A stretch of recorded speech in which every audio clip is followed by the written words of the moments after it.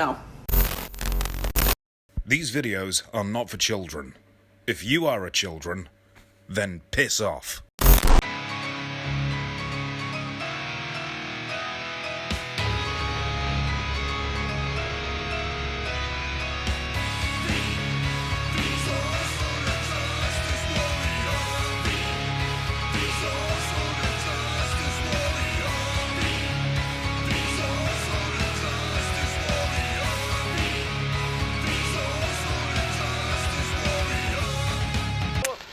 I hate this channel.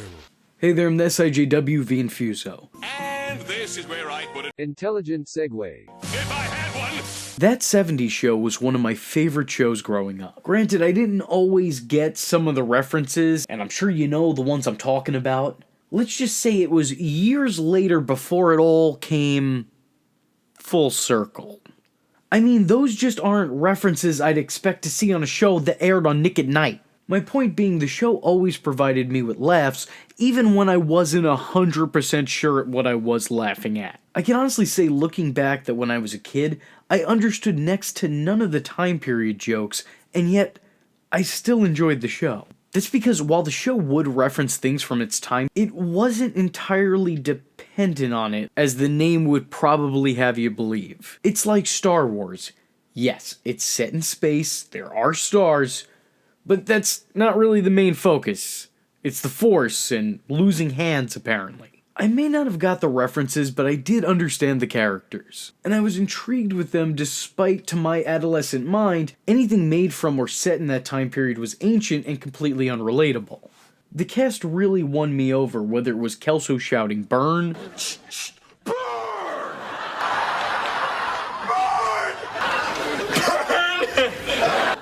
You have the right to remain. Or Hyde's conspiracy theories about a car that can run on water. Like, there's this guy who invented this car that runs on water, man. It's got a fiberglass air-cooled engine and it runs on water. Government has a car that runs on water, man. Hey, there's this car that runs on water. Or just Red threatening to wear his son and his friends' socks. Thank YouTube for the following edits. Takes a keen eye and a sure foot. How would you like your keen eye to watch my sure foot kick your butt? Just a classic case of hands stuck in vase. Well, get it off, or you'll have a classic case of foot stuck in... If I had missile foot, it'd be in your... Sleep tight, and don't let the bed bugs put their foot in your... I love this show, and still, it's gotta be at the high end of my top 10, in more ways than one. However, that 70s show, Season 8, is the worst season of any show ever. The worst! The worst in the world, terrible. Before you try to educate me in the comment section, I just want to let you know I didn't watch a single episode of Game of Thrones, and by the time the 9th season of Roseanne came out, I had long since stopped watching. Oh, and I haven't even seen The Sopranos. So with that being said, for me, that 70s show's last season is the worst season of any show I've ever had the misfortune to sit and watch. This sucks.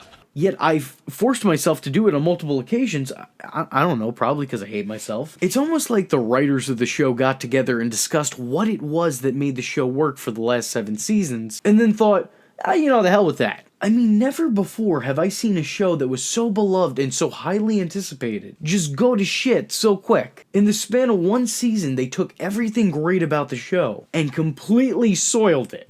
Soiled it! Soiled it! Soiled it! Soiled it! Soiled it! Soiled it! In all honesty, have there been worse seasons of other shows? I mean, sure, yeah, I guess. But those other shows were already bad to begin with. Shittier shows have had shittier seasons. But for all the goodwill the last 7 seasons had built up with the audience, 7 whole seasons was completely obliterated in the course of just 22 episodes. And what makes it even worse is that there was no coming back from this. This was that 70s show's final season. Now, I could go on all day talking about how awful this season, the show's last season, sorry to keep emphasizing, was. But maybe I should instead talk about some of the things that made this season so bad. Everything Some of these critiques, or more accurately, rants, are gonna be a little nitpicky. But just like the 8th season, I assure you, it's just gonna get worse as it goes on. Because the truth of the matter is, there are a lot of contributing factors to what made Season 8 suck. And it's not just like one or two things, it's like 1 or 200. So let's start off light. I want to point out that 70s show Season 7 wasn't exactly stellar, but it was at least passable. And it actually seemed like it was still a part of the same series. Where the last season here is more like the Harry Potter sequel play. It shouldn't be canon and nobody cares. As previously stated, I love that 70s show.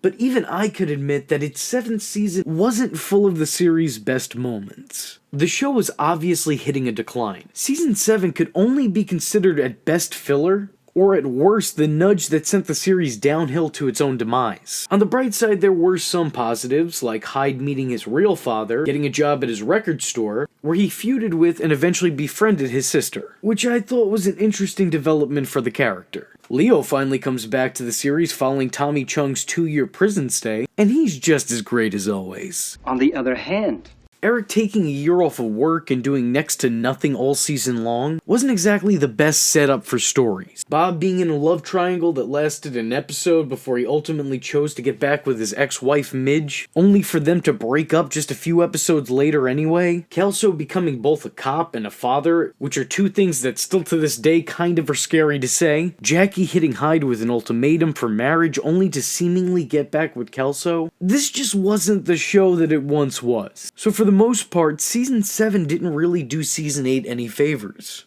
Changes.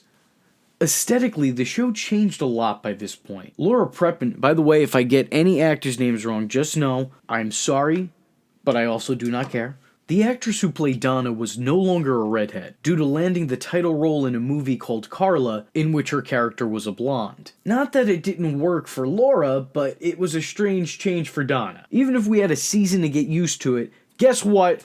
I'm not used to it. I'm an old man who doesn't like change. Case dismissed. Even stranger of a change was the decision to give Hyde the mustache of a predator. Accidental foreshadowing. Francis Ford Copperfield. I'm sorry, there is one man who can get away with that mustache, and his name is Nick Offerman. It's just, who was that for? Like, who made that decision? Who let them make that decision? Fez also gets a little bit Saturday Night Fever-y looking in this season, brushing his hair back, which apparently was all he needed to do to make women find him attractive. I guess it's like the male equivalent of the whole hot chick in glasses and ponytail gimmick. You know the one where the alleged unattractive girl suddenly takes her glasses off and undoes her hair and then people are watering from the mouth all of a sudden. That's Fez's arc for this season. Apparently he lived life as Clark Kent, but now that he's gelled his hair, he's soaring high as Superman. Kelso also cuts off his Farrah Fawcett locks, which again, fine for Ashton Kutcher, but I don't know, just weird for Michael Kelso for some reason. I get that Ashton was doing other things at the time, but you could have hooked the guy up with a wig or something. One of the biggest changes was to Kitty Foreman, whose classic cut changes mid-season, in what could only best be described as a Michael Jackson Pepsi commercial striptease. Hair flipped. Kitty, watch the candle. Oh my God, your hair's on fire! This happened because her actress Deborah Jo Rupp, oh God, I'm gonna get so much in the comment section, had been asking for such. My stylist said there wasn't enough left up there to salvage my old hairdo. Wow! The new season also leads to a lot of its characters acting completely out of character. Like, who would have ever thought that they'd see Bob curse out Red? That's just clearly not in the man's oblivious, happy-go-lucky nature. Or who thought Hyde, in the second to last episode, would have a complete meltdown from a bad trip? I mean, I guess that's fine for a filler episode, and maybe earlier on, like seasons ago. But for the second to last episode in the series, you'd kind of expect something a little bit more concrete. You'd also probably expect Hyde to build up a tolerance at this point. Even the season's transition shots are somehow lacking. I don't even know how you managed to mess those up. They're just shots that lead from one scene to the next, and even they somehow look like they're half-assing it. What is that? What is that? What is it? This is terrible. The opening credits also change, as for the past 7 seasons, it was actually the cast lip-syncing the theme in Foreman's car, and now it's everyone sitting in the circle in Foreman's basement. So many changes in such a short amount of time makes this season feel like it was written by entirely different people, probably because it was. But it makes it seem like people who had never seen that 70s show, which of course it wasn't. It was written by people who never liked that 70s show. It's like when Disney rebooted Doug and gave a whole bunch of new strange changes. It's a completely different product. Hot Fez. I want to show of hands right now in my comment section. Who wanted to see Fez become Kelso? Who wanted that?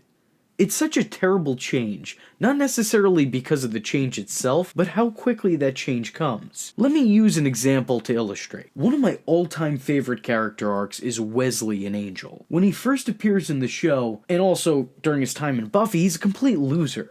He's a goof, the comedic relief of the team, and by the time that show ends, Wesley is a total badass and a miserable alcoholic. The character is completely night and day from where he started to where he ended up. And it's great. So a character can do a 180 and change completely. But you know the difference between Wesley and Fez, besides everything? Wesley's arc took course in 5 seasons of a show, continually evolving the character. Fez's happened overnight. He goes from being completely repulsive to women for 7 seasons long, only to randomly become irresistible to them. This was Fez's jumping of the shark. It was such a random and big change that was never really justified. And personally, I don't think it ever could be. It happens halfway through the season and it's just kind of glossed over. So Hot Fez, not for me. Along with his unbearable awkwardness, his accent has also left the building. The whole season it just seems entirely inconsistent.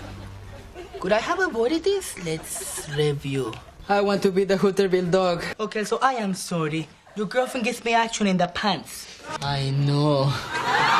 It is forbidden, taboo, titillating. I know. Why don't you ask Hyde? He's right behind you. Now there's nothing left for us to do but to smoke Candyland. I mean, play Candy Smoke. You were beer, I was chips. I hate being the guy. Kelso! It's so good to see you. Oh, crap, it was dark. Which makes sense, as Fez's actor, Wilmer Valderrama, has even said that as time went on, he kind of forgot how to do the accent.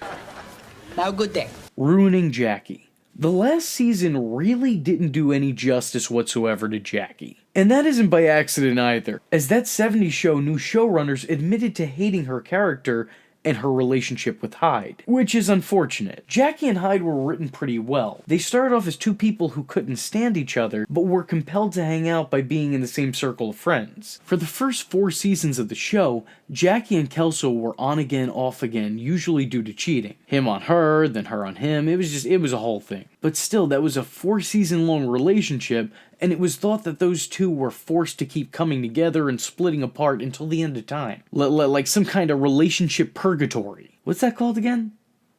Oh yeah, marriage. Except when marriage did come up, Kelso literally up and left for California. With Kelso gone, Jackie wound up secretly settling down with Hyde, which was her and Kelso's polar opposite. And also, obviously, Kelso's best friend. Initially, fans weren't fans of the pairing, but after seeing the 2 play off each other romantically, they began to enjoy the couple and like them a lot better together than her and Kelso. Throughout the last 3 seasons of the show, the 2 learned from each other and evolved as people. They'd been through a lot as a couple, and most people just wanted to see the 2 make it down the aisle. But when the idea of marriage came up, she almost slept with Kelso again. In the last episode before season 8, Hyde and Jackie kinda break up. Right as Hyde was about to ask Jackie to marry him. When he finally finds her, he finds that she and Kelso were about to do it. Obviously this doesn't go over well, and the 2 break up in the first episode of the next season. It almost looks like they're about to reunite when it's revealed that Hyde drunkenly married a stripper named Samantha. Alright, definitely seems like it was worth breaking up the only couple outside Kitty and Red that was left on the show. That seems like a smart choice, good call. What's especially strange is following this point, their 3-season-long relationship is just kind of forgotten about. Characters eventually stop mentioning it and stop acting like it was even ever a thing. It's almost like the new showrunners hit the reset button on Hyde and Jackie, because they seemingly backtrack back to season 1, which is a complete de-evolution of both characters. She then randomly has feelings for new ladies man Fez, and it's just awful and underwritten, but awful. Nothing about the two together really feels all that natural. The Jackie-Fez relationship doesn't just feel rushed, it feels forced. It feels like a last-minute addition to not just the show, but to the season in of itself. Jackie doesn't wind up having feelings for Fez until late into the last season. We're talking about 5 or 6 episodes away from the finale. And if that's not strange enough, when Jackie finally makes a move on Fez, he turns her down. And that's Fez who's pined for her for years. Kissed her while she dated Kelso, flirted with her when she was with Hyde, and just a few episodes ago, in this very same season, said some of the following statements. I'm gonna do what every woman does when they hit rock bottom. You're going to have sex with me? If it doesn't work out between you and Kelso, it'll loosen you up. For me. Well, I guess you always have Kelso to fall back on. Or Fez. Wait, what? Did I hear my name? Is Jackie not going to do it? That Fez turned down Jackie. Even Danny Masterson wasn't a fan of this creative decision, and thought her and Hyde should have ended up together. Honestly, I would have even settled for Kelso. Just anything makes more sense than what they did. The writers didn't like Jackie and Hyde, yet they put together Jackie and Fez and thought that was a good decision. I don't think I can make any commentary on that. That just kind of speaks for itself. This also means Jackie has dated every guy in the group except Eric. Randy doesn't count. We'll get to him. It's so weird to see a show have established not one, but 2 really well put together relationships, only to see the character end things off in a new one that just didn't work. Because there is no one better for me than you. It's a lie. The couple had no romantic chemistry whatsoever. The weirdest thing about the season may be that in 22 episodes, Jackie goes from Hyde's longtime girlfriend to potentially getting back with Kelso to somehow ending up with Fez. The writers' issues with Jackie basically demolish Hyde, Kelso, Fez, and of course Jackie's character arcs. So, again, good decision all around. I have kissed Jacqueline Burkhart. So has everyone else. So as you may have imagined from everything I've said thus far, I'm not a very big fan of this season of the show, but I will at least try to give credit where credit's due, in the interest of attempting to be fair. There's a lot more screen time devoted to the Foremans. Despite their son being MIA, his parents feel more integral to the show than in previous seasons, and they're still just as great as always. Hyde's interactions with his father are always enjoyable, so when he does show up in the season, it's pleasant. The Fenton-Fez feud continues, and that's not really bad, I guess. Leo's still around, and still Leo, and he's actually billed as being part of the main cast. But ultimately, all these things have been established in previous seasons. It's hard for me to pat this one on the back just for not destroying already tried and tested elements of the series. So as far as the new things this season has to offer, there's an episode where it's revealed that before becoming Tommy Chong, Leo was actually a veteran. And while that's clearly a retcon, I kind of enjoyed this episode. It's an unexpected turn of events, and I think it kind of gives him a little bit more depth. I'm not saying it's making any top 10 lists, but you know, it's not making the bottom 10 either. I like that all the episodes were named after Queen tracks. That's good and timely. It was somewhat entertaining watching Jackie at work. It wasn't terrible. I mean, the cameos were good. Justin Long makes a guest appearance in an episode as a friend from Fez's country, which I would actually say is probably a highlight from the season. Bruce Willis pops up for an episode, and he's surprisingly funny, so I guess that means he came to set giving a shit. The brothers from the Brady Bunch appear as a gay couple. The first episode also gives us Kitty's first experience with catnip, which I personally wouldn't give up for the world. But those are all really minor in this grand scheme of awfulness. This season definitely has some memorable moments, but they're remembered for being horrendously bad. There's a couple other positives this season has to offer, but down the line they sour and turn negative. Like, for example, Hyde's wife. Stripper, I will, for the life of me, never, ever, ever understand the thought process of making this storyline. This random woman comes into the fold after Hyde gets drunk and marries her in Chicago. That must have been some wedding. It's not too often that you see the bride jump out of her own cake. That story beat destroys any chances of Hyde and Jackie getting back together. Steven, I just want to let you know that we're through. If you're gonna go off and marry someone you don't even know, then we can't be together anymore. Which I've already mentioned was a mistake, but here's the thing. Hyde's wife, Samantha, is actually well written. She initially seems like a pleasant addition to the show, and in the following episodes after her initial appearance, we got to see her and Hyde begin to find that they had more in common, and were actually a pretty good match. Randy, this is my wife, Samantha. Wife? You know you're married? Yep, they said it wouldn't last. But we're going on 6 days now. You'll figure out what to do, honey. You have great instincts. You have a great butt, too, but that's a whole other thing. Do you know what you were doing just now? No. What? Telling your wife about your day. Pretty cool, huh? Didn't suck. We gotta throw you a killer bachelor party. No, absolutely not. If I want to spend money on a stripper, I'll take Samantha shopping. Once the thrill of being married to a stripper is gone, you're just left with a wife who's always got change for a 5. But also probably a pretty horrible one, too. This conversation is over. Don't you walk away from me. You know I hate it when you read the paper while I'm sitting right here next to you. Yeah, that's why I'm doing it, honey bunch. It was almost at this point forgivable that they'd broken up Hyde and Jackie because it cleared the path for these two to be an item. Unlike Jackie's love connection with Fez, these two did have some chemistry, and their relationship was built up and played upon going forward. You two barely know each other. Hyde, if you don't want me here, I'll pack up my things and leave tonight. No, man, it's cool. I mean, yeah, they were dysfunctional, but hey, so were the Bundys in Bill Burr's family, apparently. It seemed at first that Samantha was sticking around. They established her and her dynamic with other characters. How could you invite the stripper here? This is supposed to be girls' night, not girls' night. I think I hate you. That's so lucky. Because I hate you too. But it seemed like after she served her initial purpose of breaking up Hyde and Jackie, she was sent off to the Shadow Realm. Or well, considering that this was the 70s, the tie-dye realm. After 8 episodes in, it was revealed that their marriage was actually a sham, as Samantha was still married. So when you and I got married, you're already married to another guy? Sort of. She and Hyde parted ways as she went back to stay with her husband in Vegas. Why? That was 8 episodes you dedicated to this romance that you sacrificed another long-term romance for, and you don't even go all the way with it? She didn't even make it to the season finale? Well, what kind of shit is this, man? Hyde's wife, like most of season 8, was nothing more than filler and a complete waste of time. She didn't have to be, but she was. The writing was a little lazy too, and it led to some continuity problems throughout the episodes. Some of these are really minor and you could understand because those types of things happen in these types of shows. I mean, the cast of Friends had 3 sets of birthdays. When I went blonde, Eric went nuts. And then Fez went nuts. Well, you don't like it? I like my women like I like my wine. Red and full of alcohol. Can I see your wife's? This is Randy. Randy, this is my wife, Samantha. Wife? You know you're married? Bye-bye, Andy Gibb. What do you have against good-looking guys? You know, we're just like you, except for much better looking. Yeah. It's not a bad idea, Andy Gibb.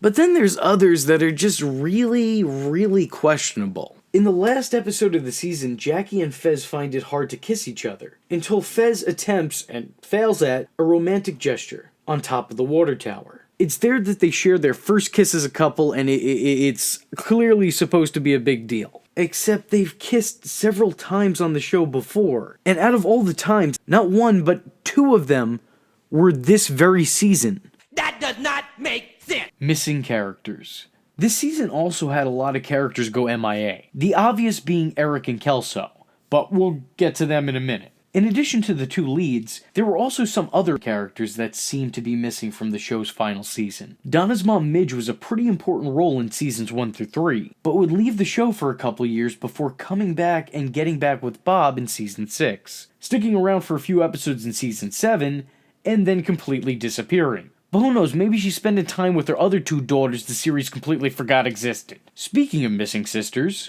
Has anyone seen Lori? Lori was played by Lisa Robin Kelly for the first 5 seasons of the show, before being recast as Christina Moore in season 6. And then the character would never really return again. These characters don't exactly make or break the show, but their absence is somewhat noticeable. I don't know, I just felt like including it. The basement. This might seem like a small complaint, but it's one that always kind of bugged me. Kitty and Red continue to allow all of their son's closest friends to come over, hang out in their basement, while their son was off in Africa. Why would they do that? I mean, they weren't exactly, the cool parents. I recall Red asking them if they had somewhere else to be on more than one occasion. So why is this entire group still hanging out at Eric's house? I mean, I guess Hyde is still living there and he hangs out with them, but it just seems like a strange choice. Especially when some of those people are their son's ex-girlfriend and her new boyfriend. Why would that be allowed? Making this matter even stranger is how they chose to end the last season, with the Foremans catching the circle mid-circle. Upstairs, now! Why would Red and Kitty ever allow their son's friends back over at the house again, let alone when he's away in Africa? This season also showcases the absolute worst of Kitty Foreman as a character. I wouldn't say that they necessarily change Kitty, but they instead only shed light on the worst parts of her character entirely. They don't show her loving and nurturing nature, and they instead just focus on her pettiness and just overall awfulness. I feel like I'm saying that word a lot. And I can't believe that the woman who almost married my son has already moved on to the next customer because she's as loose as an old gym sock. He wouldn't have left if you were a better girlfriend. Well, maybe if you had mental smothering and controlling, he wouldn't have gone halfway across the world just to get away from you. We let you into our country. We give you minimum wage jobs. We teach you how to use a knife and a fork, and this is how you thank us? Kitty's relationship with Donna completely deteriorates. Though, to be fair, Donna was kind of flaunting her new relationship in places it really doesn't belong. I mean, making out in your ex's room, or in his family's driveway, I mean, you kinda asking for your own trouble. With the two saying things to each other that I don't think you could really come back from in real life. They become so estranged that when they finally make up in the season finale, it's a little bit of too little too late. No matter where you go, I will always love you like a daughter. I don't think you could exactly press the rewind button from that point in time. No matter how much the showrunners wish they could. Kelso gets burned. Michael Kelso was so dumb he made Joey Tribbiani look like an actual doctor. He was a child stuck in a growing man's body. So think big, but if he never learned a lesson and just decided to be a child stuck in a growing man's body. His stupidity and overall immaturity was a huge drawing factor to both the show and the actor playing him. It was this performance as this character which catapulted Ashton Kutcher to movies and a show on MTV that we let go on for a couple years for some reason. Ashton decided it was time to move on from that 70s show, so he could pursue a movie career. Kutcher would agree to come back for the last season in what were billed as special guest appearances, meaning one of everybody's favorite characters only shows up in 5 episodes in a 22-episode season. 4 episodes into the season, and the show has already used up all its Ashton Kutcher money. Within that short time, Kelso loses his job as a police officer. Thank God. I was supposed to arrest these guys on trumped-up charges. No, I left my gun at the playground. And then take them to a bachelor party in the police car, and then we were going to watch some strippers dance and get drunk, but I was totally going to be back by the end of my shift. But he gets a job working as a security guard at the Playboy Club, leading him to leave Point Place and move to Chicago. Which would also mean that he gets to be closer to his daughter Betsy and her mother Brooke. It's honestly a fitting ending for the character, but it happens so fast. It's like a blink and you miss it arc. If you didn't tune in for this 1 week, you had no idea that Kelso was going anywhere. Not just location-wise, but in life. Before he moves, he also comes to the conclusion that he's in love with Jackie, and tries proposing to her before he leaves. That's Jackie, who he's long since been broken up with, and Jackie, who just a few episodes ago was his best friend's girlfriend. It seemed really random and almost forced that these two would get back together, but luckily Jackie turns him down, as it'd be a couple more years before Mila Kunis and Ashton Kutcher would actually get together. And let me say, while Topher Grace's non-appearance is noticeable, Ashton's absence for the majority of the season is truly felt. The episodes without him become less and less tolerable, and the show feels like it's missing what made it great to begin with. Not Eric. While that 70s show always had the cast of Hyde, Donna, Jackie, Eric, Fez, and Ashton Kutcher, I mean Michael Kelso, because apparently there's a difference, despite having that entire ensemble of main characters, it was always clear that the series lead was Eric Foreman. Now, while Eric wasn't always the most easy-to-love character, and he never really was the coolest, he was the lead in which episodes were formatted. And the show was usually shown from his own perspective. That 70s show took place mostly in his house. Most notably, his basement. I mean, hell, even his immediate family got as much screen time as his friends. Despite being a seemingly dull character, he was still a likable guy with anti-charisma, time-appropriate one-liners, and timeless reactions. Eric Foreman was beloved by audiences in the role, even if they didn't always agree or understand the character's decisions. He was a huge part of what made the show work. He was the focal point in what 70s fans tuned in for 7 or 8 years for. So when actor Topher Grace chose to leave the show in order to pursue a career in movies, it of course left a noticeable gap. Topher instead chose to star in Spider-Man 3, which was a mistake for everybody. Honestly, this was a bad career move all around. Both the show and Topher's career suffered without Eric Foreman, and Spider-Man 3 suffered with Topher Grace. Nothing against the guy, he's actually not a bad actor, but Spider-Man 3 was just as hard to watch as Season 8 of that 70s show. They were both two things I would come to love, but would later learn to hate because of its last installment. Even though Eric had left, it was decided that they'd proceed on with Season 8, because as Freddie Mercury once said, the show must go on.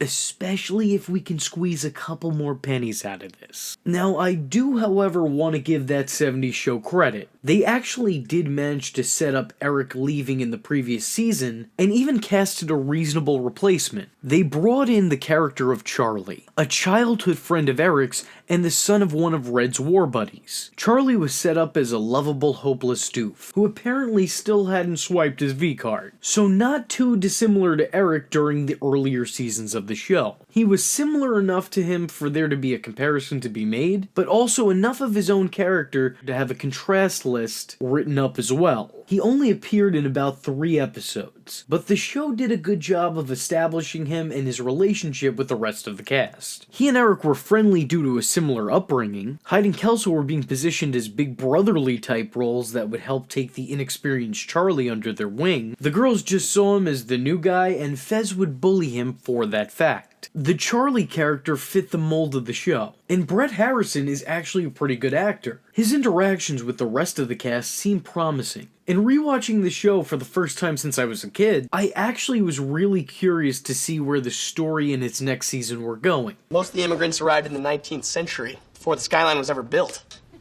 I mean, beer! But I never really got together with any of them. Wait, you never... Okay, wait, everyone wait. Going forward, Charlie was scheduled to take Eric's place, but unfortunately, that's not what would happen. Charlie's actor Brett Harrison instead chose to join the show The Loop, whatever that was, and take guest spots on other shows, leading to the newly established character being killed off, literally. It feels so good to finally belong to something, you know? It's like the first day of the rest of my life. A beer! So they renamed it the Charlie Richardson Memorial Water Tower. And that's the last they ever speak of him. I just don't understand how you get signed on as a lead character in a show, then appear but leave before you ever become a lead in said show. Now, I'm not going to claim that the show would have been as popular as it was in its heyday, but I think it would have wound up being a hell of a lot better than what we wound up with for Season 8. So instead of Charlie Richardson, we got Josh Myers. I can't tell you for how long I hated Seth Meyers, thinking it was him who played this role. I give you my sincerest apologies, because it wasn't Seth Meyers' fault, it was his no-good, dirty, rotten, pig-stealing brother, Josh Myers. See, now here I was blaming Saturday Night Live, when it was really Mad TV's fault. Hey, I saw this help wanted sign outside. You still looking? And it's all downhill from here. And it's all downhill from here. It's over. It was Josh Myers who completely decimated my favorite 90s show set in the 70s. Something clearly got messed up. You know, I'm just gonna say it. Randy Pearson is the worst character in the history of creativity. I would take I would take 100 Angelica pickles and 1,000,000 Cailloux before I took a single minute more after this review to think about Randy Pearson. Being that the show lost 2 of its main characters and cast members this season, it was decided that the best way to replace them would be to merge them together, and thus Randy Pearson was unfortunately created, making him the worst amalgamation you have ever seen. Randy had the looks and the charm of Kelso, but the brain and dweebiness of Eric. And those 2 things do not work together. Overall, this just made Randy seem inconsistent, and more so over kind of bland. He didn't really have a personality, he was just a blank slate with hair to rival Jimmy Neutron's. He was the cousin Oliver of his time. He didn't really mix well with the cast, he seemed entirely out of place on set, and simply put, his inclusion just didn't work. The writers also seemed desperate for fans to accept the character as they continued to write him as a picture-perfect person. This new guy, Randy, is awesome. Randy is perfect. Hey, who's pretty boy? Oh my God, Fez. Listen to what Donna wrote. It's from a few weeks ago. Hyde hired this new guy, Randy, at the record store, and he's really cute. I'm Randy. I've got big muscles. I'm good looking. You know that Randy, he's a pretty sharp kid. He built this thing in 2 days. Randy has dated every girl here. He's so charming and friendly and always willing to lend a helping hand. You were so amazing winning all that stuff. With your hair flowing and your muscles rippling. He's bright, he's good with tools, and most important, he has never once tried to teach me the ways of the Jedi. He's awful handsome. You are kind of cute. That lady at the fair who did the caricatures, she refused to draw him because she couldn't find a flaw. You won every game in the place. Donna, must be nice to finally have a boyfriend who can swing that sledgehammer and get that little black thing past seriously hit it. Randy? Linda? Oh my God! Missy's here too! Who was that? Linda. I dated her. Oh. And her sister, Missy. Because the last time I got between 2 women, well, that actually worked out really well. Not together, there was a summer in between them. Summer was their cousin. He was smooth enough to somehow keep Eric's parents at ease. He was smart enough to come up with schemes and episodes. See these guys over there? They think Leo's an almond brother. Why would they think that? I told them! I figured meeting one of the guys from the band would put people in a buying mood. And it totally worked! He was cool enough for Donna to want to move on from Eric to date. Randy gained the acceptance of the Foremans early on, something not even their own son could do. He became best friends with Hyde immediately despite Hyde being Hyde. Donna fell head over heels for him. I was wondering if maybe you'd like to, I don't know, like do something with me tonight for good old VD. Valentine's Day? Maybe a rain check. Sure, I love rain checks. In fact, I love checking for rain. I'm gonna go check for rain right now. Pairing the New Kid on the Block before New Kids on the Block was even a thing, with Donna right after her relationship with the series lead silently ended, was also a pretty bold move. It wasn't a bright move, but it was a bold one. Being that fans of the show saw Randy as taking Eric's place, putting him with his now ex-girlfriend only seemed to solidify that opinion. Donna and Randy weren't even necessarily bad together, but there was just no replacing Eric and Donna. And having seen everything that they've gone through, it's kind of understandable why. And Randy and Donna just, they weren't bad, they just kind of seemed, you know, bleh. It was like his blandness seemed to affect her by mere association, and neither did anything all that interesting the entire season. Why did I watch this again? Randy was the worst. He wasn't written to be a douche or anything, but ultimately he commits the most vile act you can in movies or TV. That's being boring. Everything about the character seems like they didn't bother rewriting the scripts. They just instead crossed out Eric's name and wrote Randy. It always seemed like he had Eric's storyline sloppy seconds, and he was never really able to do anything with them. And the show seems to acknowledge that in post because all of the merchandise, including the box art for the final season, includes all of the show's main characters, just minus Randy. This one not only didn't include them, but they took a picture he was included in and went out of their way to cut him out. Talk about your cold shoulder.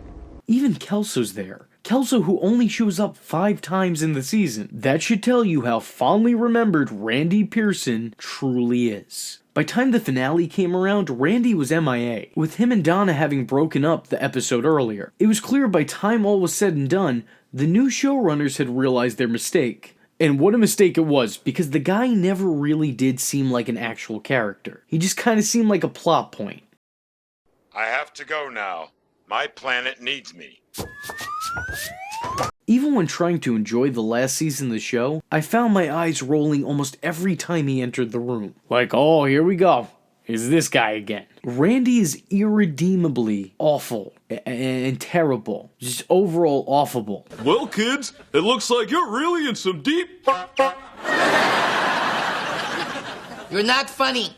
Randy is very much the Jar Jar Binks of this franchise, being so hated by the fandom that by time the last installment came out, he's only in the background for one scene. Hopefully, like Star Wars, there is a future installment which reveals that Randy is actually frozen in carbonite. What's even more strange is that the Randy Pearson character was a last-minute change, as the new showrunners originally auditioned and cast Josh Myers as Topher Grace's full-on replacement, with the idea of having him portray Eric Foreman going forward. Luckily, cooler heads prevailed and the Randy character was created. So as bad as Randy is, just think, it still could have been a lot worse. By the way, this isn't a controversial opinion either. How do you feel about that 70s show? I love that 70s show. What's the worst part of that 70s show? The last season. They wanted to like do my man's wrong. Eric Foreman. Yeah, because like even the new guy didn't make any sense. Didn't add anything to the dynamic or anything with the group. The last season. How do you feel about that 70s show? It used to be good. How do you feel about Randy? Wait. Who's Randy? I'm not gonna lie, I kind of forgot who Randy was. I completely forgot now. The dude who came in and replaced Eric in the last season? There's a reason why I forgot. And then they tried to force that whole, like, oh, well, Donna's single, so I'm just going to hit on her and be the new Eric. It's like, stop. The whole internet practically hates Randy Pearson. I mean, just look at this. Proof.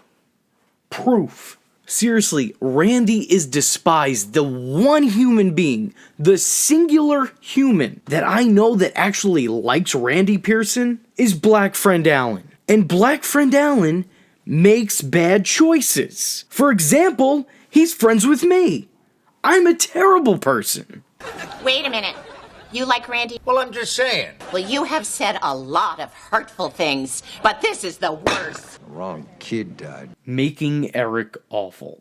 Let's be real here. At this point in time, Eric's character had already been on a decline for the last season or so. His impulsive decisions to call off his own wedding at the last minute and take a year off of life, and then to make the decision to leave for a year without talking it over with his significant other, just kinda made Eric look like a self-centered tool. But this season makes him entirely unlikable, which I didn't even know was possible to do when the character isn't present for the season. That's crazy! This season does a tremendous job in making Eric Foreman awful. First off, him randomly leaving his friend's family and the love of his life to go and learn in Africa was a piss-poor way of letting him leave the show. On top of that, we learned that when he is gone, he's having very limited interaction with Donna. And it's not like the guy doesn't have any time to himself, because he actively calls to talk to his mother, but he intentionally avoids talking to Donna, for virtually no rhyme or reason. So why you up? Eric's calling from Africa. Did you stay down here all night? Oh, yeah, I guess so. Eric never called. I hope he's okay. Hi, Eric. Oh, Donna's right here. Why don't you say hi? Oh, okay. Talk to you later then. I love you. And at one point, he even breaks up with her over the phone, off screen. None of that sounds like the Eric fans knew or that people love. When Topher Grace finally does show back up in the finale, in that crappy wig to win Donna back, what should be a nice sentiment really just feels more shrug-worthy. Foreman's a foreskin. I don't even know that I want to see this guy get happily ever after or succeed. I am glad Randy's gone, so I'll take it. Thank you, but still, I don't know. I also couldn't stand the constant references to him throughout the season. Like the writers wanted to reassure us that he existed and didn't disappear into the same abyss the kid from Family Matters did. Eric in Africa. Eric. Your son. Eric. Eric. With Eric gone, you're the town dumbass. I have a boyfriend. Here, Eric. Eric. Eric. For Eric. Eric. Eric. For Eric. For Eric. Eric and Eric. For Eric. Eric. Eric. Eric. Eric. Foreman. It's Eric. Eric. Eric. Eric. Eric. Eric. Eric. With Eric. I forgot about Eric. Eric. The only guy I've ever been with was Eric, and as far as I know, a typical guy's thoughts are, who would win in a fight, Bigfoot or Chewbacca? Foreman. Eric. To make Eric's room less girly. Eric. Eric. Boxing up some of Eric's awards. It was a proud day when he came home with this beauty. Prettiest non-functioning kite. Eric. Eric. Eric. Eric. The only thing Eric ever made was this crappy birdhouse. Eric. Eric's. Eric. Eric. With Eric. Eric. Eric. Eric. With Eric. Eric. Eric. Eric. Okay, what do I want in a guy? Ooh, doesn't look like Eric. I looked forward to retirement as much as I looked forward to playing catch with my son. And both of them have left me bitterly disappointed. Eric. Eric. Eric.